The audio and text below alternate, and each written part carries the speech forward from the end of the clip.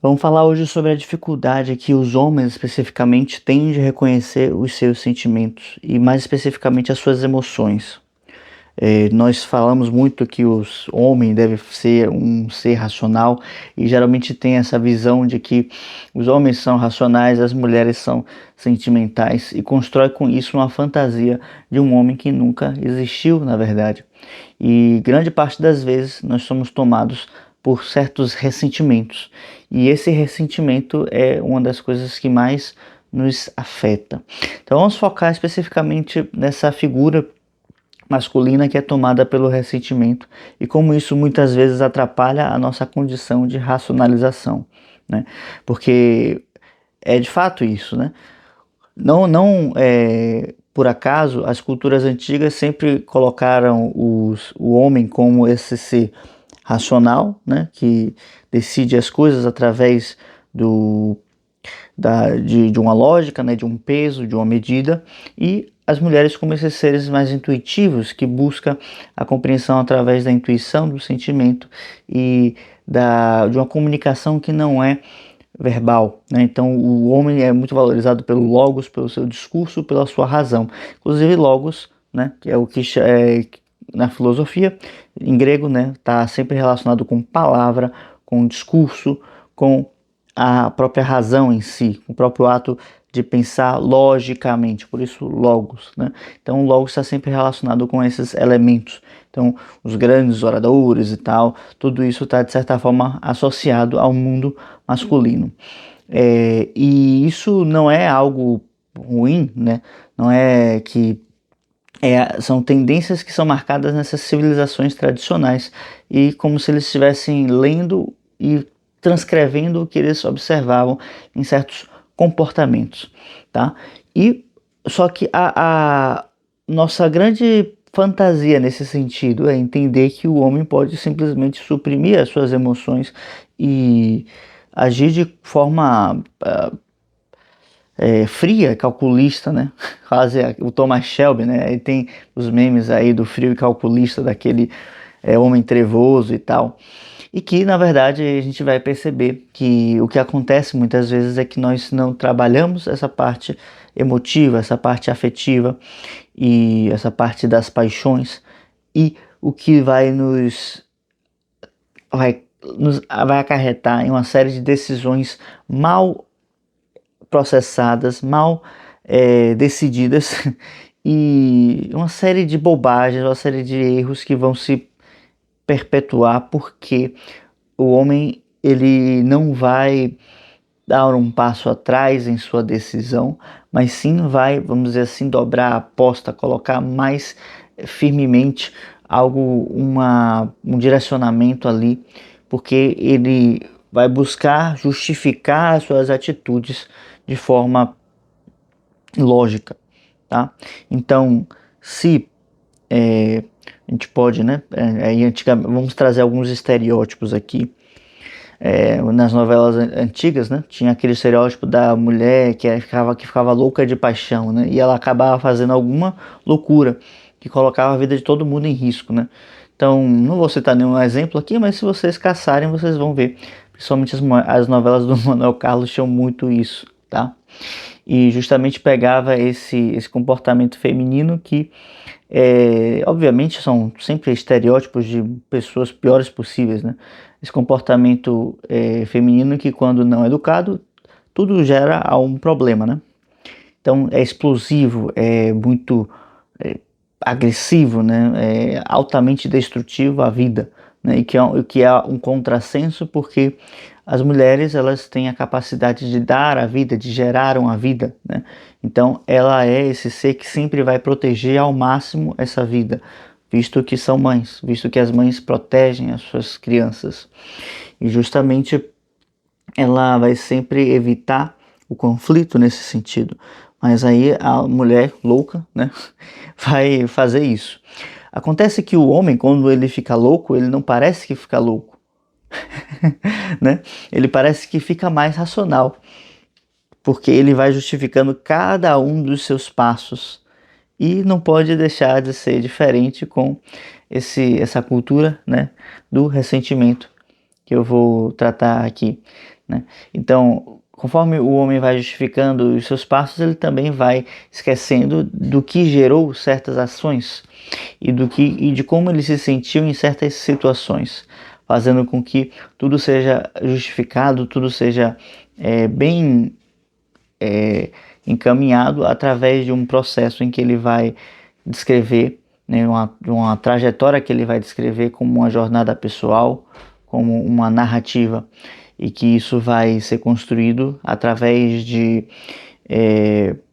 uma saga pessoal e que vai estar normalmente retratada através de uma vingança, de uma busca por algo pessoal, mas que ele vai colocar isso de forma universal. Se você está gostando do vídeo até aqui, eu te peço que dê o like nesse vídeo, se inscreva no canal, porque aqui nós falamos muito sobre essa busca da identidade, do autoconhecimento, da autenticidade e de como a rotina pode justificar uma vida com sentido, tá? Então, como que a gente percebe na sociedade esse comportamento do homem ressentido, né? Esse homem ressentido, ele vai justificar as suas ações através de um processo de vingança muitas vezes, né?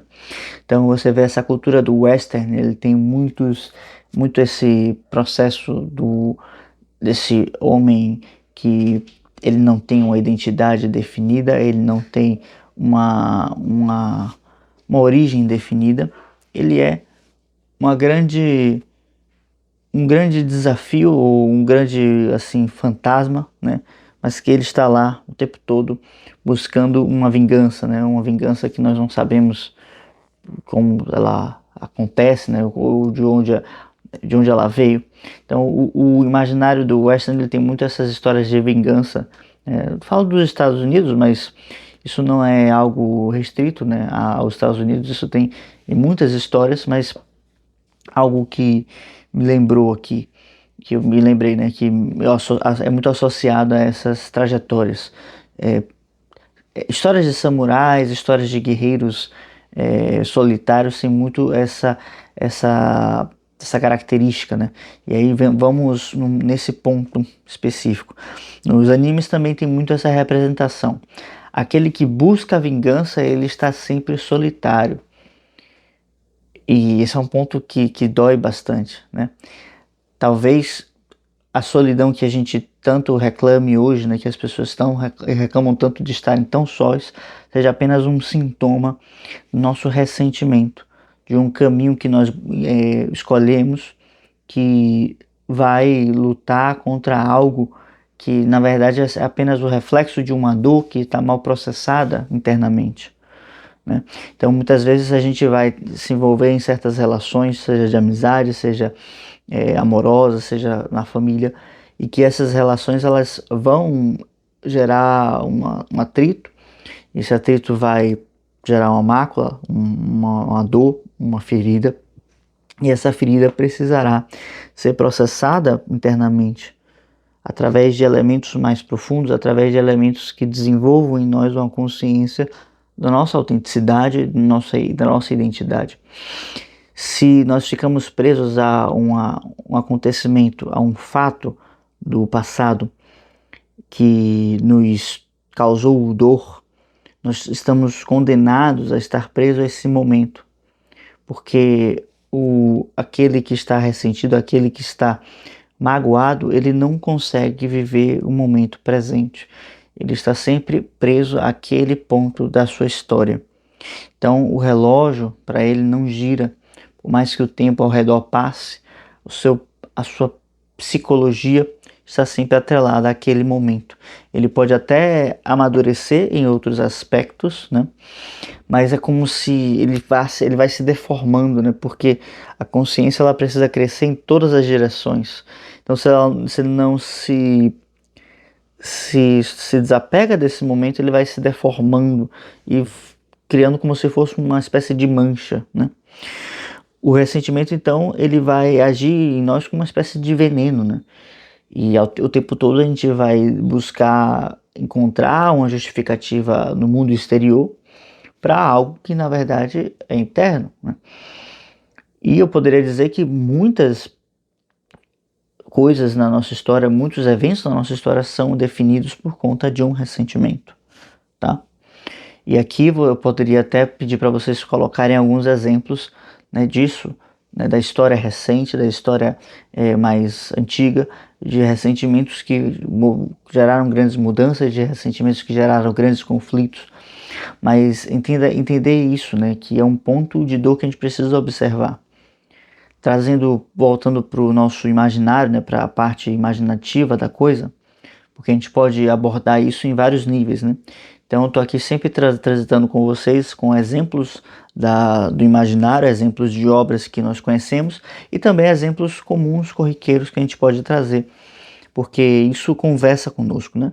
Então, trazendo especificamente para a parte masculina e da dor que é para o mundo masculino não se sentir apto para realizar certas coisas, né? Então, essa transição de sair de criança, né, passar pela fase adolescente e tornar-se um adulto, né? Porque ao homem é muito associado sempre essa imagem de alguém que sabe resolver problemas e de alguém que tem uma utilidade. E isso talvez seja uma outra dor que muitas vezes ele não consegue processar. Às vezes o pai ele é muito habilidoso com alguma coisa e se espera que o filho seja extremamente habilidoso também. Mas às vezes o pai ele tem um talento muito fora da curva, muito diferenciado. E por mais que o filho tente, ele nunca vai alcançar o seu pai em qualidade, né? Ele pode ter outros talentos, ele pode ter outras qualidades. E por mais que ele seja excepcional em sua carreira, se essa relação não é bem processada, ele não vai se sentir realizado nunca, tá? Então, esses conflitos também são um outro ponto, né, de problema que eu gosto sempre de observar, tá? Mas, enfim, eu tô trazendo esses pontos aqui pra gente ir tecendo um panorama, mas voltando lá para as histórias, né? Tanto nessas histórias de western quanto nos animes e outros tipos de história que envolvem vingança, a gente tem sempre uma justificativa da vingança, né? Acho que a última obra que eu assisti sobre vingança foi Kill Bill, né, do Tarantino. E ainda que você possa dizer que o ato em si da pessoa, né, de alcançar a sua vingança, ela ser possa trazer algum bem para o mundo, né? Por uma série de razões, vamos colocar aqui, mas por exemplo no western a vingança está sempre relacionada com um criminoso de fato, né? Então há sempre a eliminação de um criminoso no processo. Engraçado, acho que acho não, eu tenho certeza, né? Porque as referências estão lá. O Kill Bill ele também tem essa referência de western e essas representações de vingança e da eliminação de um criminoso também, ou vários, né?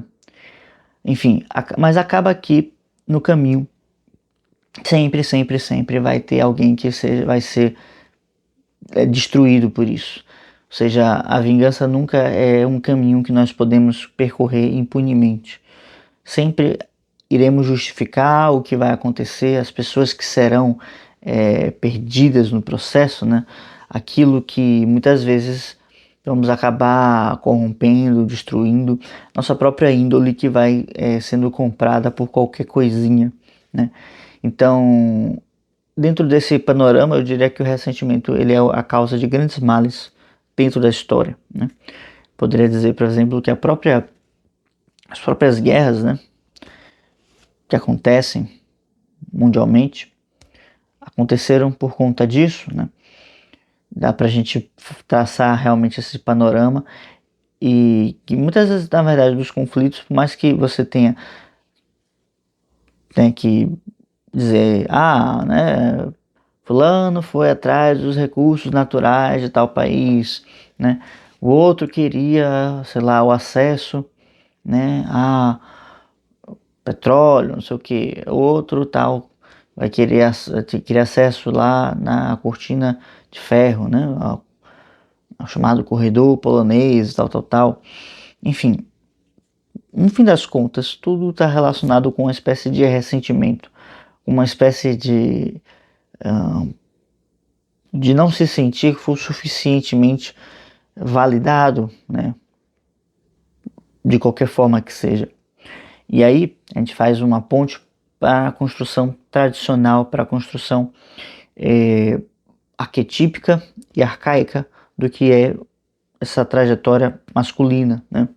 Porque em todas as tradições e em todos os as representações de heróis, sempre os heróis traçam uma trajetória que está relacionada com lutas. Eles vão vencendo uma série de inimigos, né? Cada herói tem um traço particular, né? Tem um modus de realizar essas coisas. Porém, após uma série de batalhas, ele vai descansar. Ou ele vai aprender a lutar sem lutar. E justamente, né, eu falava de Buda, né, nos últimos vídeos aqui do canal. Buda, ele tem uma frase, né, algumas frases que falam que mais poderoso do que vence 1000 homens em batalha é aquele que é capaz de vencer a si mesmo. Justamente essa vitória sobre si mesmo, essa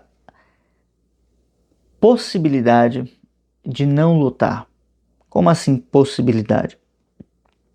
Porque muitas vezes o conflito ele não é necessário, mas geramos condições para que ele se torne necessário.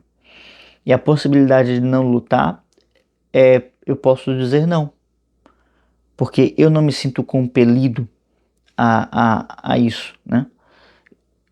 E muitas vezes eu falo aqui com vocês sobre isso, né? E na verdade hoje nós passamos por um outro problema, no geral, né? Que a grande massa ela não se sente com ímpeto para conquistar nada, né? Nós não sentimos essa ânsia por viver. Eu já falei isso aqui em outros vídeos, né? E só que o grande problema disso é que a gente a gente vai perdendo energia com isso, né? A gente vai se fragilizando nesse processo. Então há um caminho nisso. É necessário sim que nós tenhamos essa gana pela vida, descobramos qual a nossa vocação, qual o nosso sentido e que nós queiramos viver sim, nos lancemos na vida. Mas em algum momento há que se ter essa possibilidade de não lutar, né? Vamos dizer que até um certo ponto, né, enquanto nós estamos construindo nossa identidade e até, vamos dizer assim, a maturidade do homem, ele tem que se lançar às batalhas, né? Ele não tem a possibilidade de não lutar porque ele ainda não sabe quais são as batalhas justas e as não justas, né? E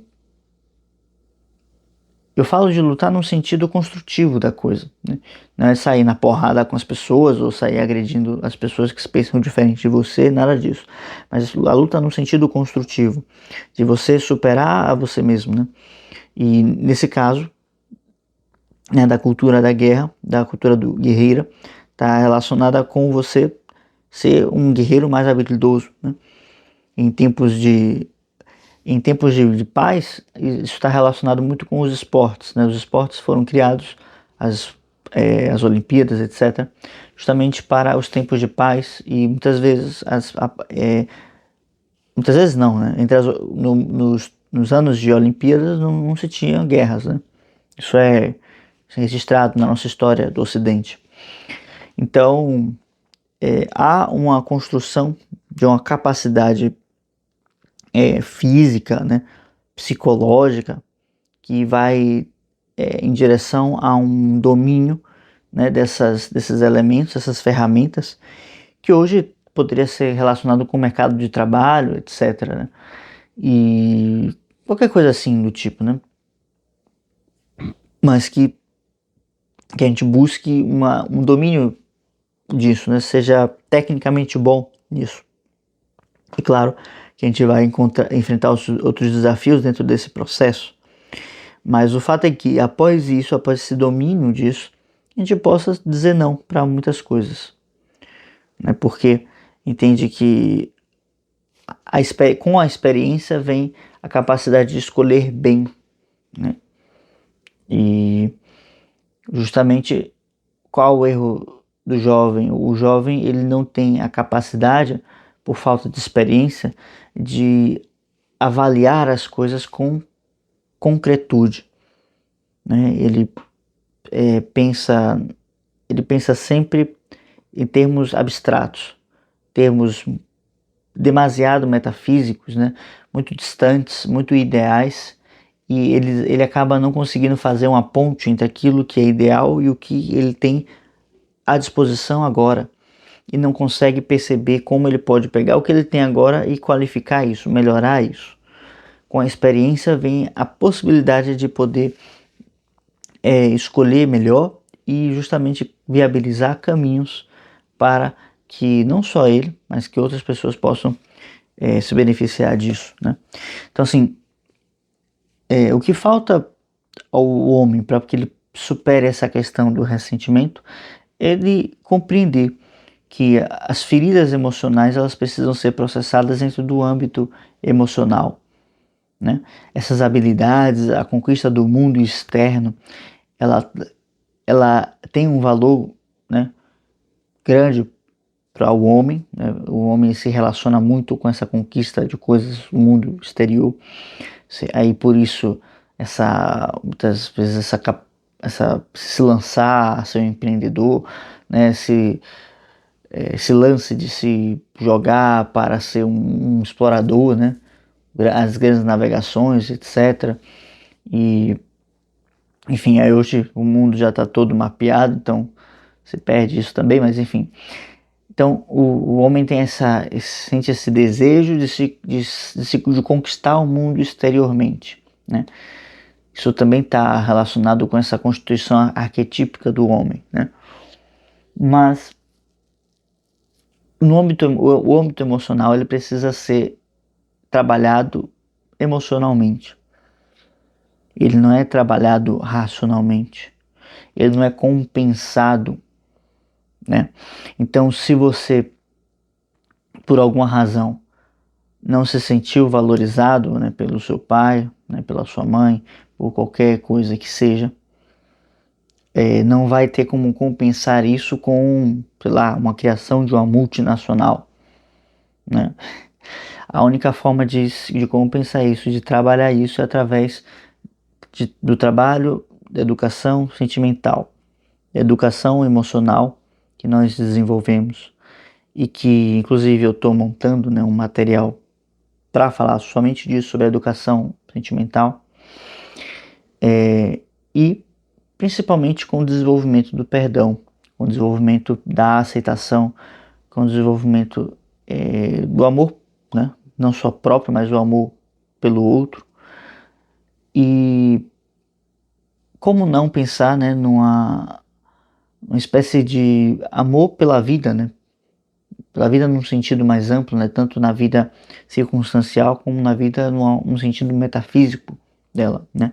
Porque se você se restringe às experiências dessa vida, eu acho muito mais difícil processar tudo o que acontece conosco de maneira muito clara, né?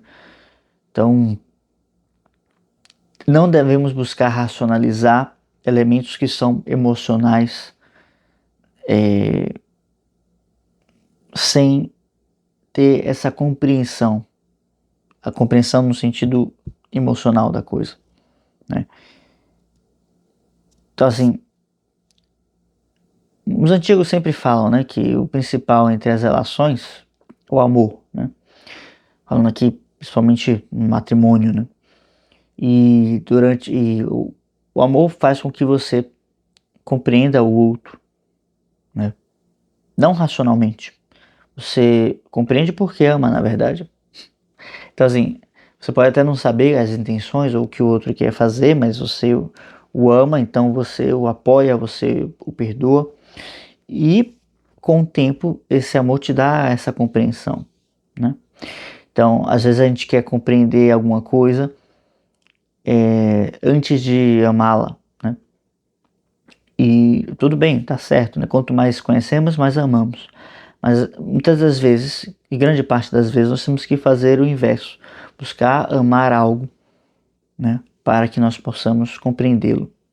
E aí é um desafio, porque não podemos amar qualquer coisa. Devemos amar o que há de bom, né? Não podemos amar o que é vil, pernicioso. Então, como se reconciliar com o passado se eu olho para ele e só vejo tristeza, tragédia, etc. Estou exagerando, né? Claro. Imagino que quem está tendo condições de assistir esse vídeo agora não tenha tido essa vida assim tão desgraçada. Mas como olhar para o passado e não ver simplesmente dor, né? Justamente a gente primeiro precisa olhar para ele, não ressignificá-lo. Eu não gosto disso, não gosto dessa abordagem que fantasia as coisas, mas olhar para ele e perceber com aí entra a razão, né? Com clareza, né? O que teve de bom nisso?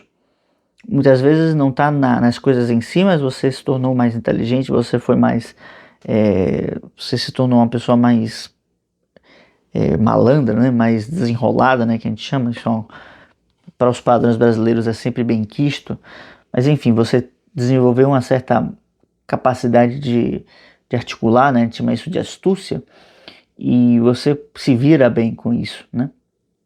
E você pode olhar para trás e amar o passado por causa desses pontos. Mas se não fosse isso, seria, né, continuar sendo um bobão. E é isso é um ponto concreto ao qual você pode se apegar. Ah, mas eu acho pequeno em comparação ao que eu perdi, tal, tal, tal. Às vezes tem pessoas que nem isso tiveram, né? Nem isso tiveram. Às vezes, sei lá, foram abandonadas, achadas, né, numa lata de lixo, né, viveram em orfanatos, foram sempre perseguidas e ainda assim tiveram de fazer disso, né, um caminho construtivo.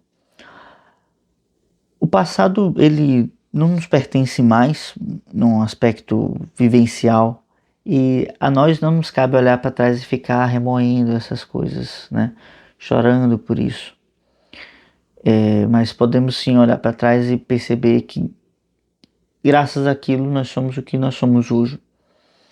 E, enfim, é o ponto onde nós devemos estar agora, aqui, nesse momento, né? E pegar essa energia que vem do mais profundo da nossa lembrança e atuar com a potência no agora, né? Eu, particularmente, né, durante um tempo da minha vida que se desenvolveu mais ou menos ali na época da pandemia, né, entre 2020 e 2023, eu desenvolvi muito uma reflexão que voltasse à construção da minha identidade, né, da minha capacidade de escolher o que tinha de melhor à disposição, de desenvolver a forma como eu leio o mundo, como eu estudo as coisas, como eu me relaciono com as pessoas, né? E eu cheguei num ponto onde eu comecei a me interessar apenas por coisas extremamente metafísicas, né? Eu cheguei a relatar isso para vocês em outras formas, em textos, né, no Substack, aqui também. E ao ponto de que eu não me interessava mais por outras coisas, nem pelas pessoas, na verdade. Então, ao ponto que eu não me interessava mais pela minha própria vida, né? E, obviamente, isso estava me fazendo um mal terrível, né? Que essas coisas, na verdade, esse ressentimento, essa dor de viver a vida, né? Que eu sempre tive, sempre foi alguma coisa difícil para mim, né? Se alimentava desses argumentos, né, altamente metafísicos para dizer que não valeria a pena viver, que na verdade, né, parece um quadro de depressão, né, se a gente pegar para comparar. E justamente, bom, se isso está me deixando nesse ponto, vamos encontrar motivos para estar no aqui e no agora, né? E justamente no aqui e no agora eu decidi então fazer esse vídeo como uma forma de te alertar para essas coisas. Não ignore o seu mundo emocional, principalmente você, homem, que é estimulado a isso, tá? Não ignore o que você ama, não ignore as pessoas ao seu redor, não ignore os seus amigos, não seja um babaca, não seja uma pessoa simplesmente agressiva, tá? Porrada qualquer um pode saber dar, mas amor poucos sabem, poucos podem oferecer, porque é uma questão de condição, a nobreza de alma, né? Grosseria, você pega umas frases de efeito aqui e ali e todos sabem reproduzir, mas amor, carinho, generosidade, isso é só a nobreza da alma que consegue dar. Quando a gente tenta emular um comportamento amoroso, ele sempre sai ridículo, bizarro. Então é necessário que seja genuíno. Do contrário, não funciona. Como é com a criança, né? A criança, ela é amorosa e é toda sem jeito, né? É uma coisa assim, é muito engraçado. Mas é tão bonito porque é tão genuíno. Então é assim que nós devemos amar, como uma extensão do nosso próprio ser. Então, contra o ressentimento, amor. E é através do amor, que é gerado em uma condição criativa, que o mundo pode melhorar. Mas antes de a gente pensar no mundo, vamos pensar na nossa vida, né? Nossa vida pode melhorar concretamente com isso. Amar a vida, amar o que nos rodeia, amar, né? E não por isso, não somente por isso, né? Mas eu esqueci o que eu ia falar. Mas por isso Platão tem uma obra chamada O Banquete que fala bastante sobre o amor, etc, etc. Tá bem? Então é isso, vamos ficando por aqui. Acho que já deu por hoje, né? Se gostou do vídeo, se inscreva no canal, deixa um like e vai comentando aí alguma coisa sobre o que eu falei. O que você acha disso, sobre o ressentimento? Você acha que tem pertinência essas reflexões ou tô ficando maluco, né? Enfim, vamos. Até a próxima. Tchau, tchau.